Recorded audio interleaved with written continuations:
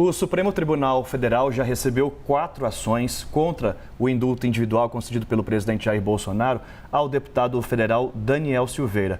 É sobre esse assunto que a gente vai conversar agora, ao vivo, com o ministro aposentado do STF, Marco Aurélio Mello. Ministro, muito obrigado por nos atender. Bom dia. Daniel, né? Isso. Uma satisfação enorme falar aos ouvintes da CNN. Ministro, há espaço para o Supremo suspender a eficácia desse decreto do presidente, dando a perda a pena do Daniel Silveira? Olha, eu costumo dizer que o que começa errado, continua errado.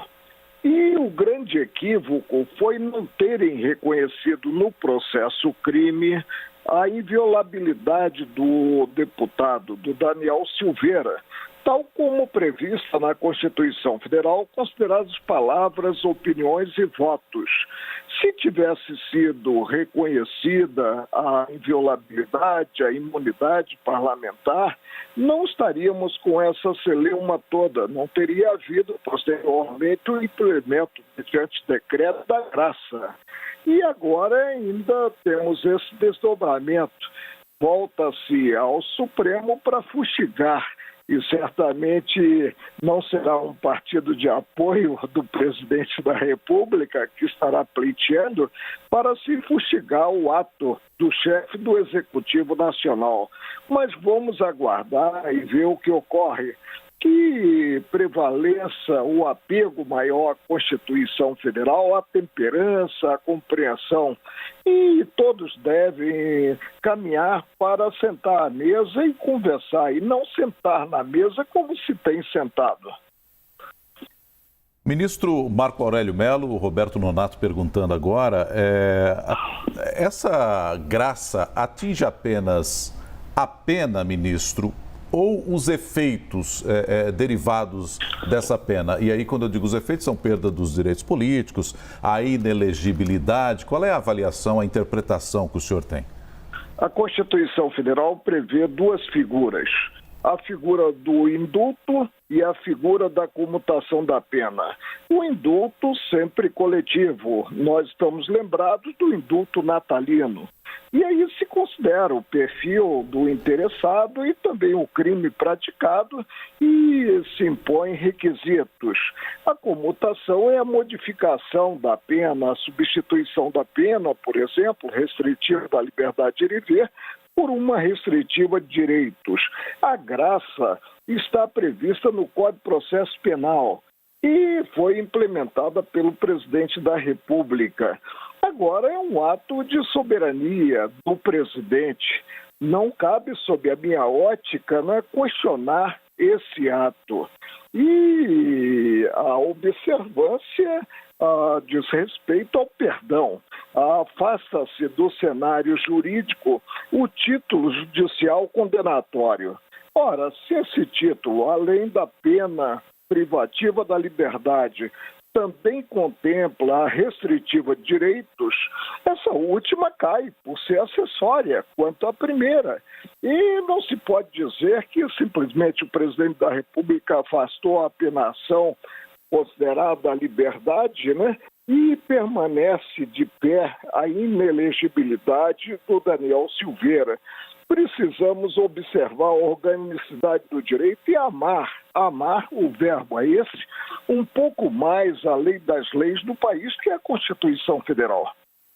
Nessa linha, ministro, o senhor viu essa decisão do presidente Jair Bolsonaro como uma afronta ao STF e caberia algum enquadramento? O senhor viu algum crime de responsabilidade, por exemplo? Não vejo crime algum do presidente da República. Ele está exercendo o mandato e foi eleito pelos eleitores, pela maioria absoluta dos eleitores, e definiu no campo político, estritamente político, definiu quanto à graça implementada relativamente ao deputado. Não há desvio de finalidade. Nós estamos conversando aqui na CNN com o ex-ministro Marco Aurélio Mello a respeito do indulto ou do perdão concedido pelo presidente Jair Bolsonaro ao deputado Daniel Silveira. Um outro ponto, ministro, que chama a atenção e que as pessoas têm comentado, inclusive alguns juristas também, é que a presunção da inocência ainda existe nesse caso, porque mesmo ele sendo condenado, ainda caberiam recursos. E se existe, o decreto não acaba ficando contraditório nesse momento? Não acaba, porque a qualquer momento o presidente pode, ainda que simplesmente esteja em curso o processo crime, ele pode implementar a graça e pode implementar também o indulto e exigir apenas a comutação da pena.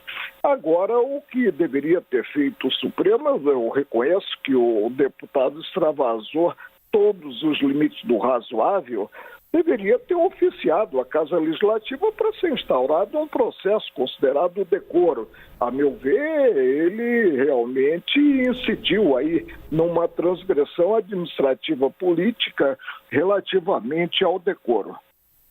Ministro, nosso analista Caio Junqueira também tem uma pergunta para o senhor. Sim. Oi, ministro, bom dia. Ministro, o Supremo Tribunal Federal deve considerar a eventual reação do bolsonarismo à decisão jurídica que o Supremo precisa tomar sobre esse indulto? Não. O Supremo há de observar as regras do jogo, né? E as regras do jogo direcionam no sentido de reconhecer-se aí um ato soberano do presidente da República. Fora isso, é um antagonismo indesejável, o desentendimento e a crise institucional. Ministro, quais são os próximos passos a partir de agora? A partir desse momento em que nós temos instalada essa discussão, né, há um recorrer de vários partidos ao próprio Supremo, a própria ministra Rosa Weber deve tomar uma decisão em torno do tema. Quais são os próximos passos que vêm a seguir? É o próprio Supremo que vai decidir isso? Demora-se muito tempo? Qual é a expectativa que o senhor tem em termos disso? Observar-se o tripé que sustenta a República, que é formado pelos poderes. Os poderes são harmônicos e independentes.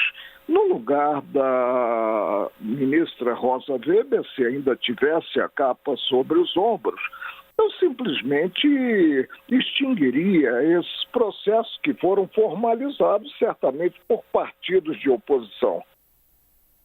Mas o senhor acredita que essa será a conduta do Supremo? Eu presumo que normalmente ocorre e julgo os outros por mim. Muito embora às vezes não me dê bem quanto a isso, né? O normal seria realmente a extinção do processo, como deveria ter sido extinto o processo crime contra o deputado Daniel Silveira, assentando-se a inviolabilidade quanto a palavras e opiniões. Ministro, em 2019, o senhor participou do julgamento com relação ao indulto de Natal concedido pelo então presidente Michel Temer. Há semelhança entre os casos agora?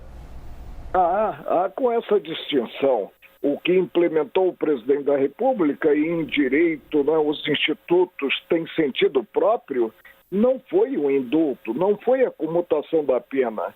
Ele implementou a graça que está prevista no Código Processo Penal. E, evidentemente, só cabe ao Judiciário observar essa possibilidade. É o sistema de freios e contrapesos que é muito salutar à democracia. Caio Junqueira, tem mais uma pergunta, Caio? Ministro, eu queria insistir, na sua avaliação, o Supremo Tribunal Federal vai fazer um cálculo político para essa decisão jurídica que precisa ser tomada, porque eventualmente pode ter uma contra-reação do Palácio do Planalto, do bolsonarismo e quem sabe até das Forças Armadas. Ele precisa calcular politicamente os seus passos nesse julgamento? Não. Em direito, o meio justifica o fim.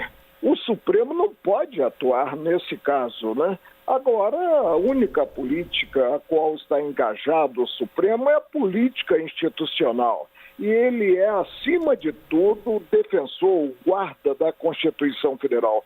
Que ele proceda dessa forma e não entre na seara política propriamente dita. Que a motivação da decisão não seja uma motivação de revanche, de antagonismo.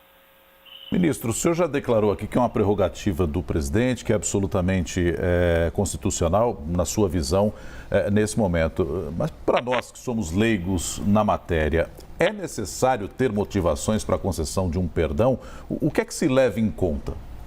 O perdão em si, considerado a graça, né, geralmente não se impõe requisitos a serem atendidos, já que a graça é dirigida a um certo cidadão. Quando se tem um indulto, como o indulto natal, aí você prevê, você aponta como beneficiários aqueles que tenham cometido crimes de menor gravidade, que já tenham cumprido parte da pena, ou então que estejam em um estado de saúde, né, que não recomende a permanência na penitenciária, né? É isso que se faz.